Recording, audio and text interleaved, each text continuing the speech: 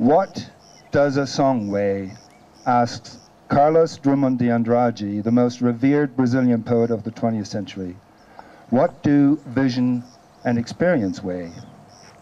It is all about what is more, what is extra in our lives and our memories. It is that complexity which is neither created nor chosen, but discovered, pre-existing within the artist. This pre-existing potential more, these extras, nurture our curiosity, encourage our intuitive knowledge, lead to discursive knowledge in a philosophic sense, make for awareness, and inspire creativity. What then does a poem weigh? What does an image weigh? How do we weigh and perceive art in contemporary society? Do we perceive it in a poetic and a social and or political context? Is there a difference between political or artistic responsibility? There are, however, different interpretations of the term political, particularly in regards to art. I am inclined to use the term in its original Greek meaning of polis, which stands for city or state pertaining to a group of people, a community, a society in which the individual becomes an active and responsible part. As an artist, I am an active member of this society, and through my work, the reflective and creative engagement, through the artistic, spiritual, content-related activity embedded in the here and now, revealed and represented by the work itself, I take a political stance in a poetic, sublimated way, transcending the politics of the day. The poetic metamorphosis of the artist's work turns to the dream, to imagination, to the unknown, to the world of abstraction. These artistic issues likewise become political issues in their contemporaneity, translated into image, yet not necessarily and self-evidently as an exclusively descriptive or narrative expression, but as expressed attitude, as Dionysian lucidity, transformed in the energy of line, rhythm, space, and color. Images do not capture particular moments, nor do they comment on the absence of what is represented, but rather show the presence of what has been felt as the presence of awareness. Images are projections of emotion and sensation. They represent our thoughts and feelings and give us an idea of the perceived and imagined world. They entail the disciplines of nothingness and the leaves of the shamans. They are collected paths and clearings, the jungle of the city and the endless expanse and the confines of the skull.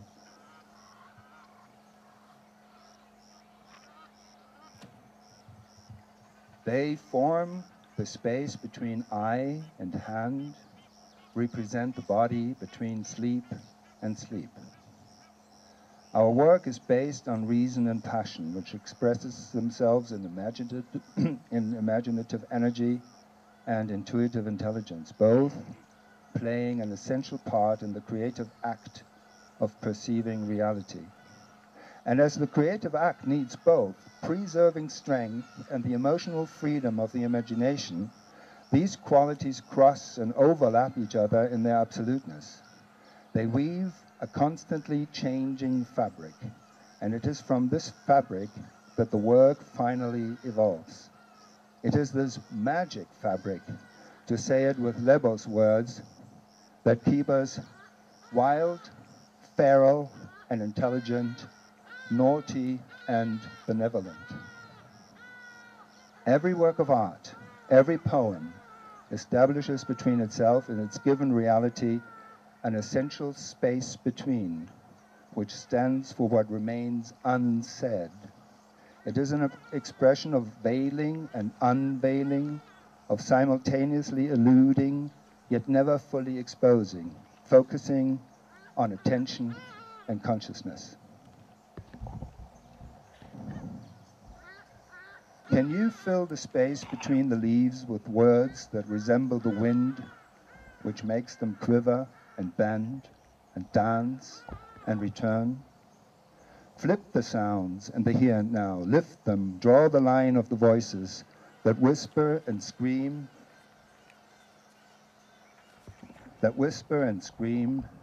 take their troubled stories, tell them with orange and crimson and other silences.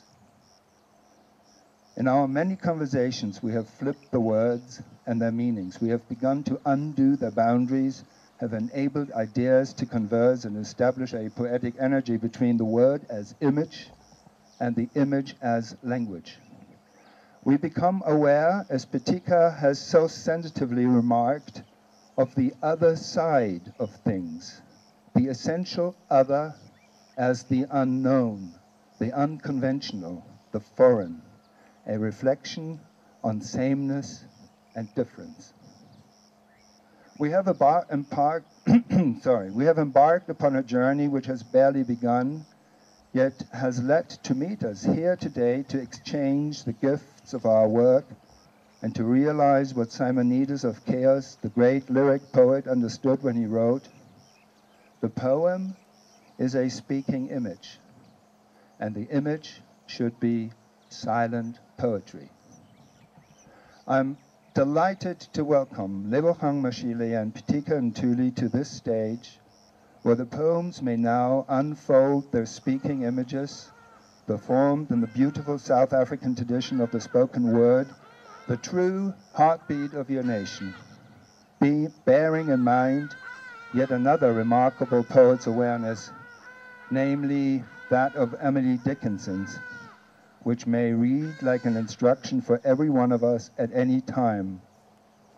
Much madness is divinest sense to a discerning eye. Please welcome Lebogang, Mashile, and Pitika Ntuli. Good evening, everyone. It is a pleasure and an honor and a delight to welcome you and to be a part of this community in these surroundings. I don't think I've ever performed in a place that's as picturesque. I'm imagining these words flying into the land. It gives me great pleasure to introduce to you the first poet that you'll be hearing this evening, Myesha Jenkins. Myesha has recently published her second anthology of poetry. Originally from California in the United States, she has been living and working in South Africa for the past 18 years. And prior to that, Myesha spent many years as an activist, working around many issues, but with a particular passion for South Africa, for women, with a deep sense of justice that permeates her poetry. She's recently come back from Poetry Africa, one of the premier poetry festivals in South Africa. And it gives me great pleasure to ask you, please, to give a warm welcome to Myesha Jenkins. Hello. Imagine that it's a little later and you're on your way home from this amazing experience, but it's night. And all of a sudden, the police come up behind you. This is a true story. Women are out in the night. We are cleaning streets. Some are walking streets. Coming home from work. Others are working. Answering a call. Rushing to the hospital. To bail someone out of jail. Getting the forgotten loaf of bread, rushing from here to there, going to hang with the girls, enjoying the freedom of the nightclub, relaxing from a hard day of taking orders, sunny side up by tomorrow. In stilettos, dressed to kill, with glistening lips, begging for kisses. And then again, some of us are alone in the night, actually enjoying the moon. What are you doing out so late, Ma? Being a woman, officer. Being a woman. And I just have one little poem from my book, and this space makes it so beautiful for me, so I have to say this poem. Who I was is not who I am, and who I am is not who I will be. Some bits falling off, other parts sprouting. Inside of this cocoon, I dream of flight. Thank you. Myesha Jenkins, please give her a hand, please. So nice when you hear a very good, powerful voice caressing the air winds here at Nirox. Let me join the chorus of saying thank you very much to Benji and to Putuma for setting it up. The next poet is also a playwright. It is Mayesha Maponya, who's going to read a poem by somebody who should have been here, but unfortunately is in the Northern Cape, none other than Don Matera. On your marks, Onyx. And also would like to express some regrets of some people who said we should specifically tender their apologies. Justice Pius Langa was supposed to come in here, was caught ill. Yvonne Shaga was admitted to hospital and released yesterday. They all wanted to share, time with you here. Let's think of them. Maisha Maponya. When the first sun rose, it found us awake and waiting. Long before they came to these hills, our footsteps shaped the landscape, tamed the buffalo and the gemsbok. We rode the wind, we silenced the hurricane. Yes, look at us, we have been here before. We raised temples on the shifting desert sands of Mali. We left footprints in Timbuktu. Our women bathed in milk and honey, covered their Nubian bodies with myrrh and gold and copper dust. Long, long before they came to our shores, we have been here before. We hung on the Horn of Africa. We walked through the red sands of Somalia, and from the purple hills of Gondar and near Ethiopia, our voices echoed across the valleys to the perennial pyramids. Ah, the pyramids. Those ancient, glorious symbols of African civilization. These hands, our creative hands, dark and lovely as the first dawn. Yes, these once shackled hands cut the stone that built the pyramids. We have been here before. We washed our wounds in the Nile. We danced in the streets of Egypt. We slept under the wings of the scarab. We made love to Nefertiti. Yes, look at us now. We have been here before.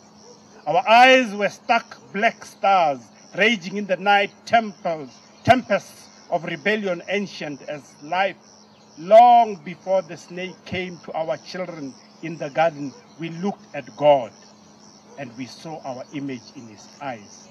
We have been here before.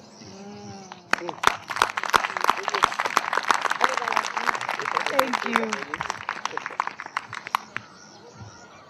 The next poet is also a playwright, an actress, an educator, a script writer, a published author of 2 poetry books.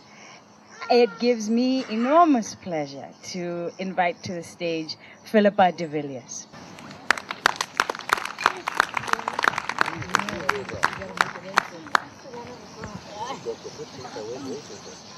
Thank you. Anthem. Words sketch images on the air, voice sets them on fire. I watch traditions foot stamping, dancing themselves back to divinity, singing that old song that we all know as freedom. And a heavy flood bursts through the chambers of my heart, bright, red, vital. I am alive. My heart as big as this fist, and I as little as this finger. We are all connected, the living and the dead. We arrive in life and then it walks away from us, leaving our bones behind as our minds are as wide as the universe. Human evolution began in this corner of the earth. Our ancestors left their dust as chromosomes. In each of us, they built a home, and hominids stood up as humans and walked. Languages fell out of our mouths and talked, walked their way into and out of landscapes, mindscapes. We walk in words, creating as we need, then we stand, shadow thin, till we chase the horizon, disappearing until we appear again. Miracles exist. Victims become heroes. A man with no legs was the fastest runner in the world. A woman who cannot walk swam to golden glory. Our brains are two halves reflecting duality. A system of thinking in pairs of opposites, like a two-way street. Day, night, wrong, right, man, woman, black, white. Caster Semenya, the intersex athlete, is an invitation to consider the end of two-way thinking, a provocation asking us to refine our definition of what it means to be human or woman, a conundrum. We've landed in a hard land that we don't understand, but this is what the future looks like. We'll have to stretch our minds from a field to a forest, from a forest to an ocean, from an ocean to the universe to accommodate our infinite uniqueness. Miracles exist. We carve them out of our bodies. We hammer them out of stone and copper. We weave them out of desire. For what the world does not contain, our minds create a home as long as we are alive. Our hearts as big as this fist and our minds as little as this finger. We are all connected. And our minds are as wide as this universe. Thank you. Wow. You know, there is something about words. Something about words. Our next poet is Napo. Napo, Napo with a bum. Napo, Napo with a bum. Our hearts know in silence the secrets of the days and the night. There's enough space for all of us to shine.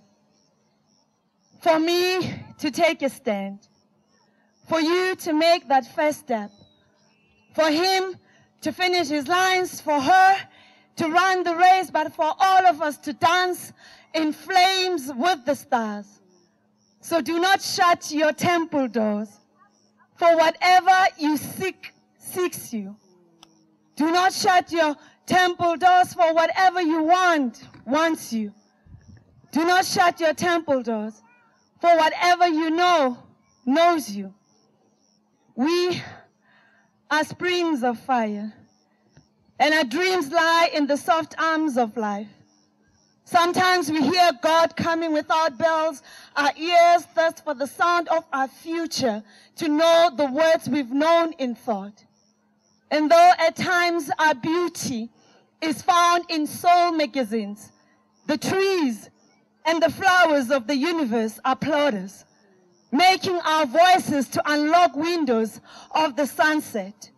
We fetch pails of water from the springs to touch others with our gifts. Do not shut your temple doors, for whatever you seek, seeks you. Do not shut your temple doors, for whatever you want, wants you. Do not shut your temple doors, for whatever you know, knows you.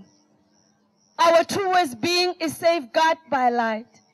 And though at times our fears pause with time, others' words are made flesh to become lungs of inspiration, leading us to infinite streams of infinity, telling us in their musical breeze. Our hearts know in silence the secrets of the days and the nights. There's enough space for all of us to shine. For me to take a stand. For you to make that first step. For him to finish his lines. For her to run the race. But for all of us to dance in flames with the stars. So do not shut your temple doors. For whatever you seek, seeks you.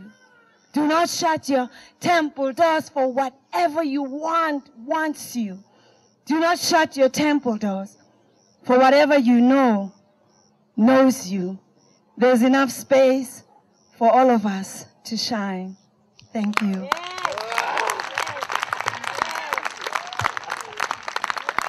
This is the moment then when you feel gremlins of hope crawl under the skin of poems to release verdant feelings of dreams still to be realized to celebrate women.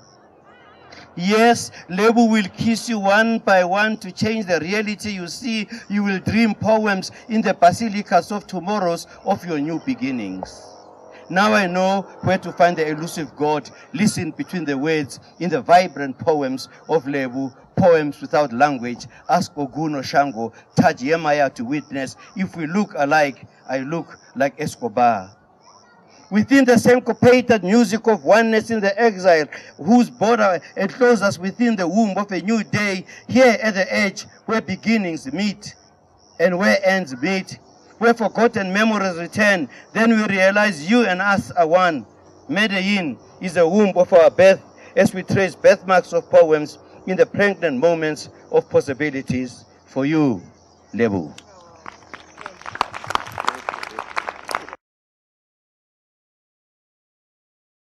See gaps, steps steeped in insight, free flight, fright, break form, flow, fly, fall, crawl, creep, quietly feel fear.